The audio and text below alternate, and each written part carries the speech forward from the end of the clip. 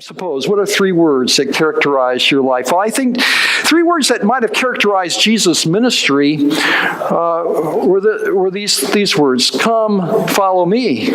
Come, follow me. Huh? Those are three powerful words that transformed. It changed people's lives. It turned them upside down, inside out. There's a guy. By the name of Alan Greenspan, who's formerly the chairman of the National Federal Reserve. My dad used to quote, he used to quote this periodically. He would say, "I know you think you understand what you thought I said, but I'm not sure you realize that what you heard is not what I meant." Do you follow that? Do you follow what's going on here? You know, I wonder with so much that we do in church, God is saying, you know, you think you understand what you thought I said, but it's not what I really meant. You guys aren't really getting it. Can you imagine we get to heaven, what God's going to say? It's kind of like that McFly thing. You know, I think, bang, bang, bang. You remember what's the name? Back to the Future? Back to the Future, right. Yeah, hey, McFly, it's going to be, hey, McTom, hey, Mick, whoever, hey, McMel, you didn't, come on, guys. You didn't get it. You didn't get what you thought you did. What's that? Was that a funny joke? Is that what you said? You know, Philip, that's the first time I feel affirmed. I think it's the first time you've ever said something was funny, even if you didn't mean it, Philip. That says I'll receive it in a healthy way. But I think we have, you know, can you imagine people back in Jesus' day wondering, you know, these Samaritans who only believe in 5 books of the Bible, and you're talking about being a good Samaritan. What, you got it all messed up, Jesus. Or the idea that a peasant farmer or an impoverished widow or an abandoned father might have discovered more about the kingdom of God than all the scribes and Pharisees. All these, you know, Jesus, you got it all turned around, messed up. This carpenter's son versus these highly educated religious leaders. And Jesus had the audacity to say that he had this intimate relationship with the Father so he could call him Daddy. You know, for them, I mean, I'm sure they were saying, gosh, this doesn't register. This doesn't make sense. And in our own situation, could it be that our hurt and our anger and our fear keep us from entering into the joy of the kingdom of God? Is it something that we're not getting?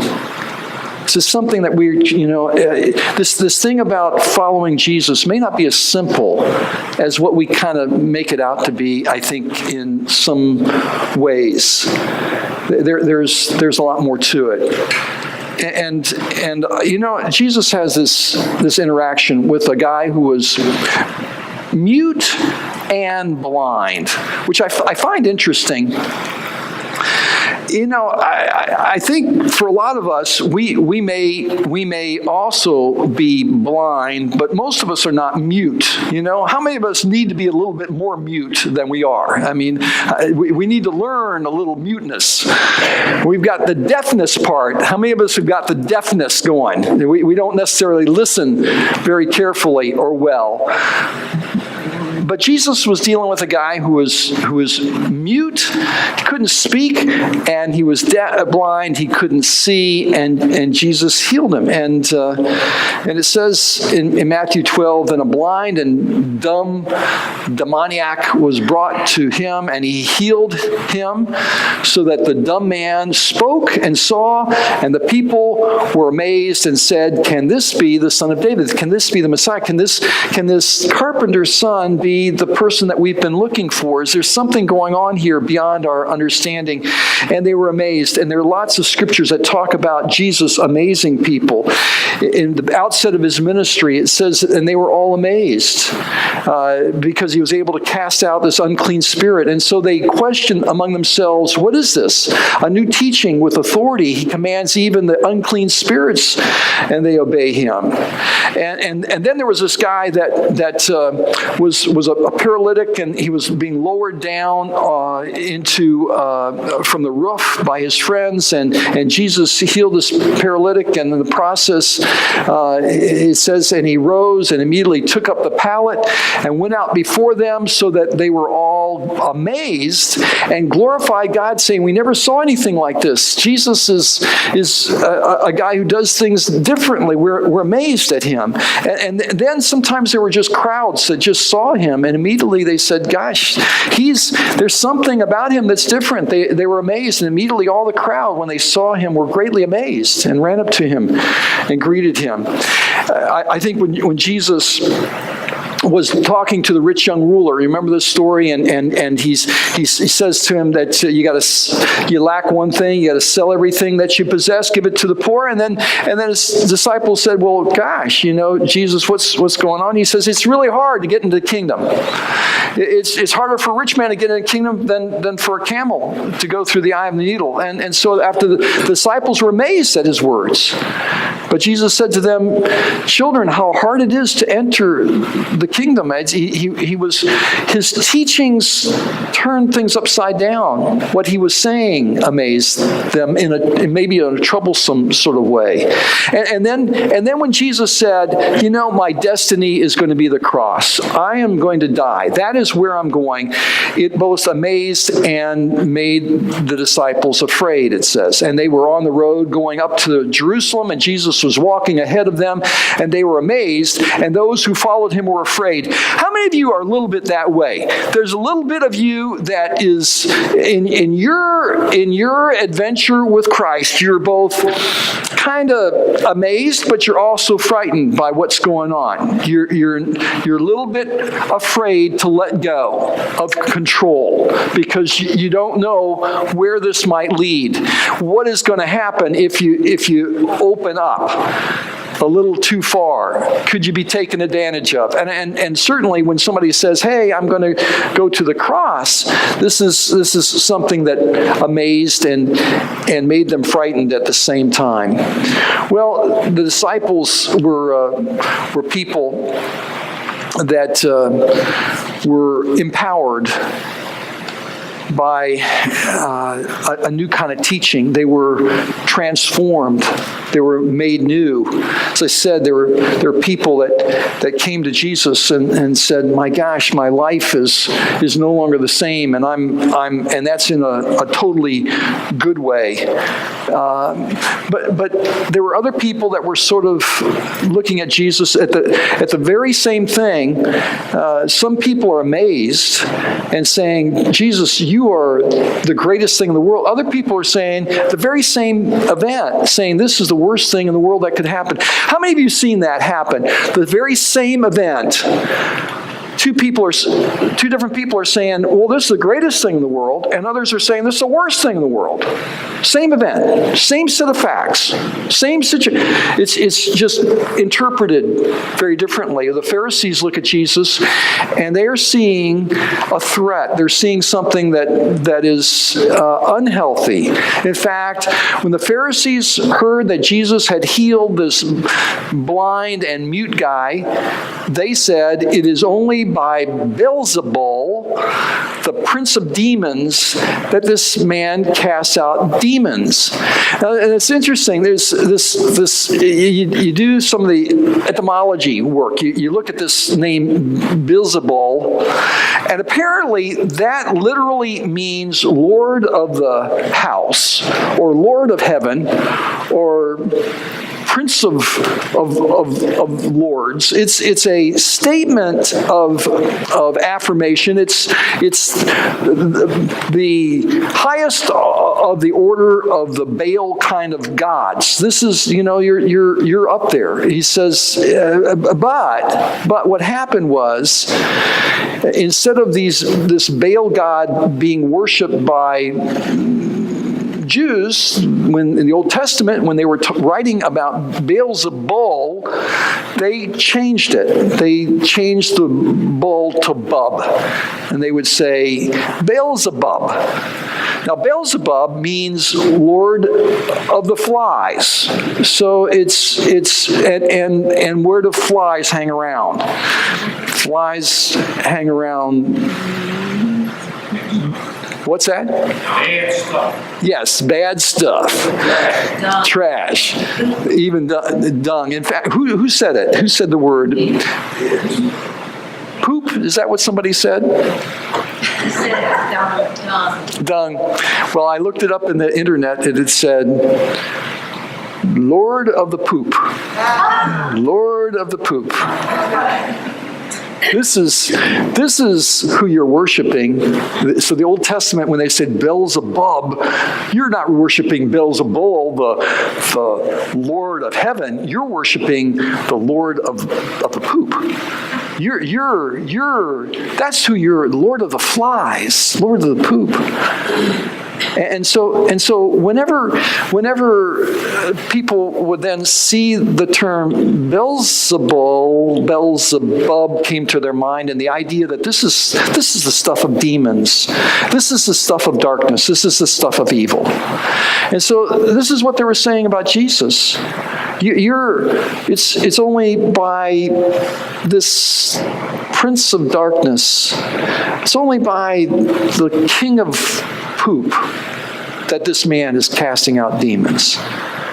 And it's kind of like this huge, it must have been a roller coaster ride for Jesus. At least I feed off of people. If somebody is positive to me, I'm positive and I'm feeling, if somebody's negative, did anybody carry with you that negative thing? If somebody says something negative, that really, really grabs your attention. I mean, you just feed off of that really a whole lot. Well, that's, here's some people saying, hey, way to go, Jesus. And then there's some other people saying, you're nothing but king of the poop. That's what's going on with you. That's what's happening. And Jesus came back at them. He said, knowing their thoughts, he said to them, every kingdom divided against itself is laid waste. No city or house divided against itself will stand. And if Satan casts out Satan, he is divided against himself. How then will his kingdom stand? You can't, Satan is not going to do good things, because if you do good things, that comes from God. God is the author of good things. Satan is the author of bad things. And he's not going to be doing good things if he's really the author of evil. I look at myself and I say, gosh, there's some conflicts going on inside. How many have seen some of that stuff where you seem like there's this pull in the wrong direction. It's the wrong direction. And you say, I've given my life to Christ. I want to live for Him, but there's still stuff. I think one of the blessings of this message, if I can get this right, is that somehow in the midst of all the stuff that's going on, God likes to reach down and find that stuff that's maybe the best and pull that out of us, because there's other stuff around. Anyways, if I cast out demons by Beelzebub, by whom do your sons cast them out? Therefore, they should be your judges. You guys are doing some good in casting out others. It's not coming from the evil one. And I think what Jesus is saying is, whenever good is being done by anyone, that's good. That's of God. This is true. We've seen this, haven't we? People on the lowest end of the spectrum, people who are drug addicts, people who are just living life at the very bottom, but they they may care for somebody more deeply than any of us that have gotten things kind of together. And I think what I think Jesus is saying is, no matter where good is coming from, it is of God. If there's something good going on, if there is something good, that's God's stuff. Don't attribute good to the evil one, no matter where it comes from. If it's good, it's of God. And I think Jesus is going to kind of carry this on a little further. But if the Spirit of God, but it's by the Spirit of God that I cast out demons, then the kingdom of God has come upon you. You guys have got to stop with this absolute negative, judgmental spirit that looks upon me and the good that I'm doing and trying to ascribe evil. Gosh, you guys got them all messed up here, because good is good. Let's all of us get behind good. I'm going to get behind the good that you guys do. You guys ought to get behind the good that I'm doing as well. And then he says, how can one enter a strong man's house and plunder his goods unless he first binds the strong man? Then indeed he may plunder his house. Now, the reference to the strong man is to Satan. How many of you have had Satan's grip on you in some powerful way? And he has got you. And there's some of us, there's been some form of addiction that just is a grip of Satan. There is, I tell you what, I fight this almost on a nightly basis, waking up and having to deal with this statements that go through my mind about how awful I am and what I haven't done. I don't know why it is. I wake up in the middle of the night and all the time, you haven't done this. You know the thing I didn't do last night, in the middle of the night, I'm waking up. You didn't set the alarm for this morning. I mean, so I you don't know that this happened. So I get my phone out, I walk out of the room, and then I'm set the alarm for 6:15. How many of you? Anybody get up before 6:15 here? Oh gosh, forget about it. This early service. Melissa, you didn't get up before 6:15. You get up every day early though. This is.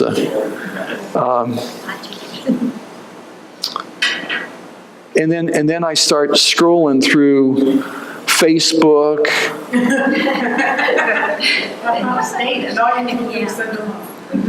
I see what's happening in the world events. I find out what the weather's all about. Because I'm not just thinking about, I didn't set the alarm, but I'm thinking about what a lousy person I am. Because I'm not very valuable. I make so many goofy mistakes. You don't have to go to Facebook for that. We can. Thanks, Tracy. Tracy's been here for years and years. I keep on trying to say, Tracy, these comments are not welcome. And he keeps coming back and making these here we have, by the way, for those of you who don't know, we have this group set aside on Wednesdays. It's called Treasure Island every other Wednesday. And you can say anything you want to. And I give Tracy this opportunity, and he's still... anyways, that's an aside. The truth of the matter is, I deal with this demon of self-flagellation, and at the end of it, I say, gosh, I've given myself a hard enough time I can go to sleep. Have you ever done that kind of stuff? Just beaten up, bing, bing, bing, bing, bing, bing, bing, bing. But where's it coming from? It's not coming from the God who says he loves me beyond my wildest dreams. It's some other place. That strong man needs to be bound. And I invite the strong man. I invite the stronger man. I invite Jesus to come and bind that strong man so his house can get plundered, so I can be freed. I invite Jesus to do that. Jesus said to the Jews who believed in him, if you Continue in my word, you're truly my disciples, and you will know the truth, and the truth will make you free. That's going to free you from that strong man, the truth. How many of you believe that truth is really essential to get free? How many of you have believed a lie and been bound by that lie for a long time? The lie has kept you locked up. The lie had to be, and so it was truth that set you free. But I want to say, sometimes Satan uses truth. Have you ever seen how Satan takes truth? And you remember this guy? Anybody remember who this guy is? Very good. Okay, and then now that you're on a roll, yeah. Okay, now that you're on a roll, what is his famous phrase? Oh, I don't know. Oh, come on. Somebody, Mike, you got to know this. I mean, he would say it every Monday night, on Monday Night Football. Steve, do you know who this guy is? Yeah. Do you know his phrase? Famous. Was it good night? Mel, what's? Was it good night and love? Well, I think he said something like that too, but that's not what I'm fishing for. You guys are really poor this morning. Usually you're excellent. John, sorry, you don't know these cultural illusions, do you? This is way beyond your time. It is, when I tell it to you, you're gonna go, then that just this is really an aside. Do you know why football players have flatheads and oh shoot, I've forgotten how the joke goes. We're going to come back to this. Why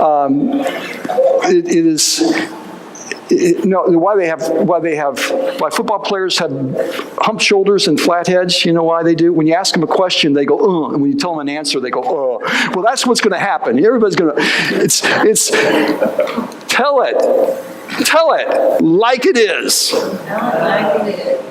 You don't remember that? Oh, gosh. All I remember is he wore a 2K. Well, yes, that he did. Tell it like it is. Oh, gosh, this is really terrible. Even when I explained tell it like it is, he says. Tell it like it is. Some of us are really good at telling it like it is. I'm going to tell it like it is. So what happens is Satan gets into us and we tell it like it is. This is, when I was working at Christian Haven, this is one of the great ways that kids would tell it like it is. They would say to me, Tom, do you know what so-and-so says about you? He says this. Have you ever heard that before? What so-and-so says about you? And they would say, well, it's true. I'm telling you the truth. They actually do say that you're an actual jerk, or they do this or that, but I'm not saying it, but I'm saying what somebody else said, and it's true. Tell it like it is. Satan can take truth and destroy us with truth. Satan can take a part of who we are and tell us about it. It's kind of the stuff that Satan loves to do. He tells a part about who we are. In fact, it may be real about who we are, but it's designed to destroy.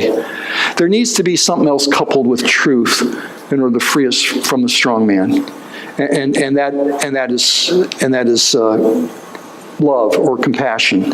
Rather, speaking the truth in love, we are to grow up in every way to Him who is the head, into Christ. I just want to say there is truth and love, truth and compassion combined frees us from the strong man. But those two have got to be combined. We can free other people with truth and love. We can destroy other people with truth, but we can free people with truth and love. Truth has a way of being a source of condemnation, but truth and love has a way of freeing people so that they can see themselves and then move beyond where they are. Truth and love. Jesus said this, "He who is not with me is against me, and he who does not gather with me scatters." I want you to realize this. That there are a whole lot of people that live in a world of condemnation and revenge and bitterness, and their three words are all about my way only. It's always about me. It's three words that just focus upon everything dealing with myself. And it's those words that we tend to live by. Three words that seem to bring us into the world that Satan controls us. That we're not entering the kingdom. Three words of the kingdom. God is love. Three words of the kingdom. Not my will. Three words of the kingdom. Thy kingdom come. Three words of the kingdom. Come, follow me. Three words of the kingdom can change our life. But I don't think it's simple, easy, or formulaic. I think there's something going on here at a very deep level. The most important battle that we face right now is inside of our own soul, is it not? The most important issue is what is going on inside of me right now in my thoughts. That has Christ grabbed hold of who I am? You know, there was one person when I was pastoring a church in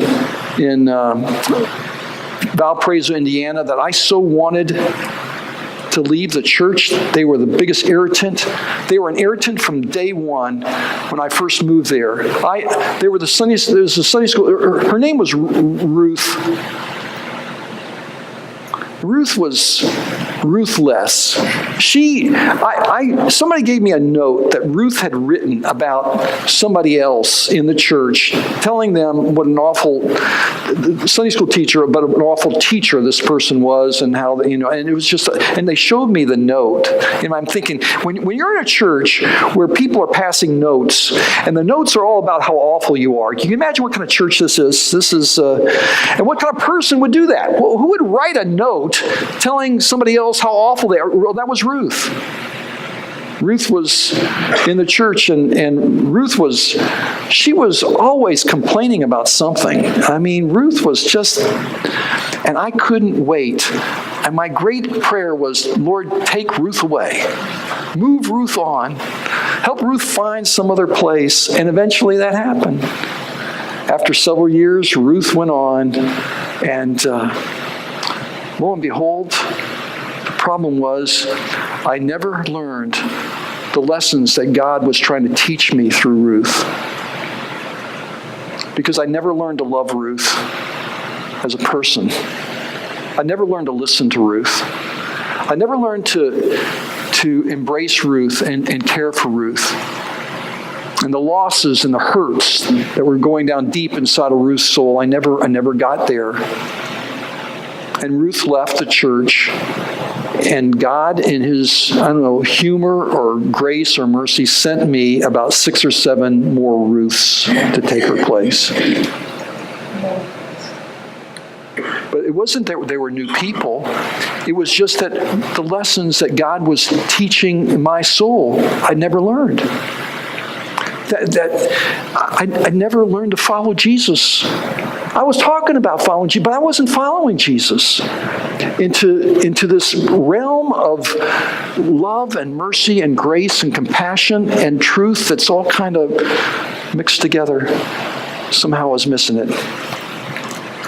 I want to pray, but I don't want us to stop this. I feel like this is one of those things that we just need to keep going over, deepening, going down deeper and deeper. Lord, I just pray that somehow those people in our life that we're quick to say, oh, they're Lord of the dung. They're following the king of poop. They're the ones that are just really messed up. They're just that maybe quite possibly there's a message somehow in this for us.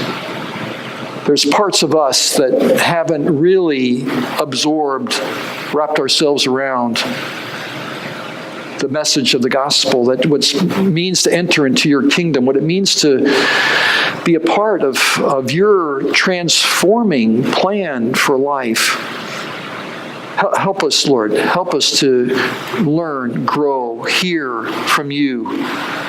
In the dark nights of our soul, help us to hear the messages that you give to us in the things and the ways that things don't work the way we would like them to. Help us to hear what you're saying to us, and help us to embrace those around us along the way who are some of the biggest irritants in our life. Help us to embrace those people with all the love that we have in our soul.